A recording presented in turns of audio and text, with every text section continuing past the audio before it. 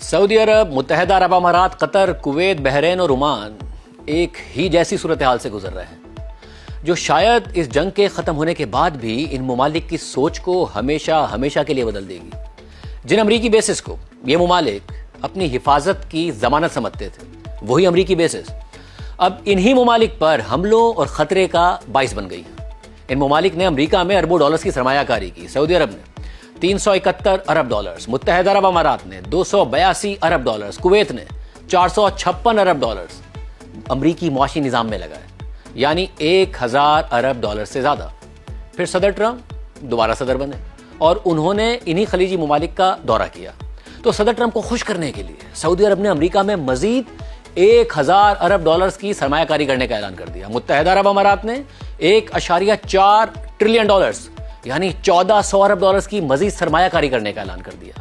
قطر نے مزید 1.2 trillion dollars یعنی 1200 ارب ڈالرز کی امریکہ میں سرمایہ کاری کرنے کا اعلان کر دیا۔ یعنی صرف ایک دورے میں صدر ٹرمپ کو خوش کرنے کے لیے 3600 ارب ڈالرز کی سرمایہ کاری کا اعلان کیا گیا۔ قطر نے تو صدر ٹرمپ کو 40 کروڑ ڈالرز کا بوئنگ 747 ذاتی استعمال کے لیے گفٹ کر دیا تاکہ صدر ٹرمپ خوش ہو جائیں اور ہمارے ہو جائیں۔ اس کے علاوہ صدر ٹرمپ کا ایک سکینڈل سامنے آیا کہ جس کے مطابق متحدہ عرب امارات کی رائل فیملی کے ایک ممبر نے ٹرمپ کی فیملی کی کرپٹو کمپنی میں 500 ملین ڈالرز کی سرمایہ کاری کی تھی۔ یعنی پوری کوشش کی گئی ٹرمپ کو اپنا بنانے کی، مگر ٹرمپ اپنے علاوہ اگر کسی کے نکلے تو وہ اسرائیل ہے، وہ نیتنیاہو ہے۔ اور ظاہر ہے کہ یہ 3600 ارب ڈالرز یہ ممالک کماتے تو ہی لگاتے، اور کماتے کیسے؟ تیل اور گیس بیچ کر، جو یہ ممالک نہیں بیچ پا رہے ہیں کیونکہ صدر ٹرمپ اپنے دعووں اور دھمکیوں کے باوجود ایران سے اسٹریٹ آف ہرمز نہیں کھلوا پا رہے ہیں۔ قطر نے پچھلے 2 ہفتوں سے LNG کا ایک جہاز نہیں گزارا، اور اب قطر کی سب سے بڑی گیس فیلڈ کو ایران کے جوابی حملوں میں اتنا بڑا نقصان ہو چکا ہے کہ اگلے 5 سال تک اس کی 17% کیپیسٹی بحال ہی نہیں ہو پائے گی۔ متحدہ عرب امارات کی تیل کی پروڈکشن آدھی سے بھی کم ہو گئی ہے۔ سعودی عرب ریڈ سی سے برآمد کرنے کی کوشش کر رہا ہے، مگر اتنی مقدار میں سپلائی نہیں کر پائے گا جو اسٹریٹ آف ہرمز سے کرتا تھا۔ عراق، کویت، بحرین سب کی سپلائی بند ہو کر رہ گئی ہے۔ اس کے علاوہ یہ ممالک ٹورزم سے کماتے ہیں۔ تقریباً 370 ارب ڈالرز کی ٹورزم انڈسٹری بتائی جاتی ہے ان ممالک کی، مگر پہلے لوگوں کی ان ممالک میں جانے کے لیے لائن لگی ہوتی تھی، اب نکلنے کے لیے لائن لگی ہے۔ ایمریٹس، اتحاد اور قطر ایئر ویز کے زیادہ تر طیارے گراؤنڈ ہو گئے ہیں، فلائٹس کینسل ہو رہی ہیں، یعنی یہاں سے بھی یہ ممالک نہیں کما پا رہے ہیں۔ پھر فائنینشیل ہب سمجھا جاتا ہے دبئی کو، مگر بیرونی بینکس نے اپنی برانچز بند کر دی ہیں۔ سونے کی تجارت کا مرکز سمجھا جاتا ہے دبئی کو، مگر فلائٹس بند ہونے کی وجہ سے وہ تجارت بھی متاثر ہو گئی ہے۔ فائنینشیل ٹائمز کے مطابق جنگ شروع ہونے کے بعد سے اب تک یہ عرب ممالک تیل اور گیس کی مد میں 15 ارب ڈالر سے زائد کا نقصان کر چکے ہیں۔ روزانہ 60 کروڑ ڈالر کا نقصان ٹورزم کی وجہ سے ہو رہا ہے۔ جنگ شروع ہونے کے بعد سے صرف دبئی میں 2 لاکھ سے زائد ہوٹل بکنگز کینسل ہو چکی ہیں۔ ایمریٹس، قطر ایئر ویز، اتحاد، گلف اور عمان ایئر جیسی ایئر لائن سے روزانہ 5 لاکھ مسافر سفر کرتے ہیں، اور جنگ کے بعد یہ تعداد نہ ہونے کے برابر رہ گئی۔ اس جنگ سے پہلے ورلڈ ٹریول ٹورزم کونسل نے تخمینہ لگایا تھا کہ بین الاقوامی ٹورسٹ مشرق وسطیٰ میں اس سال 207 ارب ڈالرز خرچ کریں گے، مگر اب یہ بھی ناممکن نظر آتا ہے۔ صرف متحدہ عرب امارات میں ٹورزم سیکٹر GDP کا 13% ہے، 9,25,000 افراد کو نوکری دیتا ہے۔ یعنی نقصان صرف ان عرب ممالک کا نہیں ہوگا بلکہ پاکستان جیسے ممالک کا بھی ہوگا، کیونکہ لوگ بے روزگار ہو جائیں گے اور جو ریمیٹنسز آتی ہیں ان میں شدید کمی ہوگی۔ ابھی تک سب سے زیادہ 5 ارب ڈالرز کا نقصان سعودی عرب کا ہوا ہے، کیونکہ وہ تیل کا سب سے بڑا ایکسپورٹر ہے، جبکہ تقریباً 11 ارب ڈالرز کا تیل اور گیس اسٹریٹ آف ہرمز میں پھنسا ہوا ہے کیونکہ وہ بند ہے۔ اور گولڈمن سیکس کے مطابق اگر یہ جنگ اپریل تک چلی اور اسٹریٹ آف ہرمز 2 ماہ تک بند رہی تو قطر اور کویت کی معیشت اس سال 14% سکڑ جائے گی۔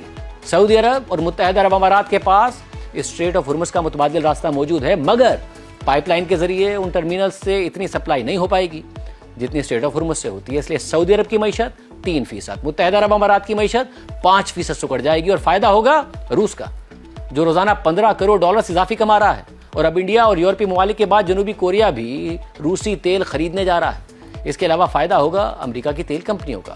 فائنینشیل ٹائمز کے مطابق ایران جنگ کے نتیجے میں تیل کی قیمتیں بڑھنے کی وجہ سے امریکہ کی آئل کمپنیز اس سال 63 ارب ڈالرز اضافی کمائیں گی۔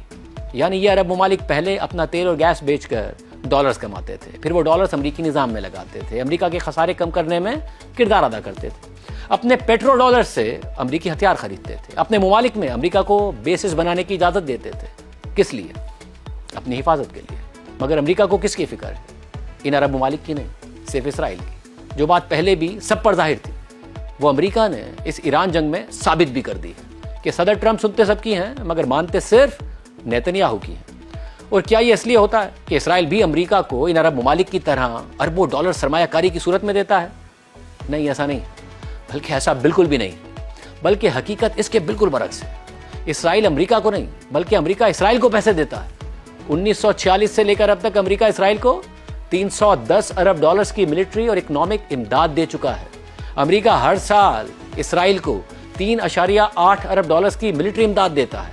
صرف اکتوبر 2023 کے بعد سے لے کر اب تک امریکہ اسرائیل کی غزہ جنگ اور پڑوسی ممالک کے خلاف اسرائیل کی کارروائیوں پر 22 ارب ڈالرز خرچ کر چکا ہے۔ صدر ٹرمپ کو 40 کروڑ ڈالرز کا جہاز گفٹ کیا قطر نے، 1200 ارب ڈالرز کی امریکہ میں انویسٹمنٹ کا وعدہ کیا قطر نے، اور پھر اسرائیل نے پچھلے سال قطر کے شہر دوحہ میں میزائل حملے کر کے حماس کے 5 لیڈرز کو قتل کر دیا، جس میں قطری سیکیورٹی آفیشل بھی مارا گیا۔ مگر امریکہ نے اسرائیل کو نہیں روکا۔ بعد میں پتہ چلا کہ اسرائیل نے اس حملے سے 1 گھنٹے پہلے امریکہ کو بتا دیا تھا۔ اور قطر کر کیا رہا تھا؟ حماس اسرائیل اور امریکہ کی جنگ بندی کے مذاکرات کرا رہا تھا، اپنے ملک میں کرا رہا تھا، مگر اسرائیل نے امن کے لیے مذاکرات کی اس کوشش پر حملہ کر دیا اور امریکہ نے اسے نہیں روکا۔ جب گزشتہ سال جون میں امریکہ اور اسرائیل نے ایران پر حملہ کیا تو ایران نے جواب میں قطر میں امریکہ کی العدید بیس پر حملہ کر دیا۔ تب بھی امریکہ قطر کا دفاع نہیں کر سکا۔ پھر پچھلے سال 29 ستمبر کو امریکہ نے قطر کے ساتھ ڈیفنس معاہدے کا اعلان کرتے ہوئے قطر کی سیکیورٹی کی ضمانت دینے کا اعلان کر دیا، مگر اب ایران بار بار قطر پر حملے کر رہا ہے اور امریکہ کچھ نہیں کر رہا ہے۔ اور قطر پر بدھ کی رات کا حملہ تو اسرائیل کی وجہ سے ہوا، کیونکہ اسرائیل نے امریکہ کے منع کرنے کے باوجود ایران کی گیس فیلڈ پر حملہ کر دیا۔ اس حوالے سے بلومبرگ نے لکھا ہے کہ ایران کے ساتھ تنازع کا دھچکا گلف ممالک کو بدل کر رکھ دے گا، اور شاید یہ بدلاؤ جنگ ختم ہونے کے بعد اور زیادہ واضح نظر آئے گا۔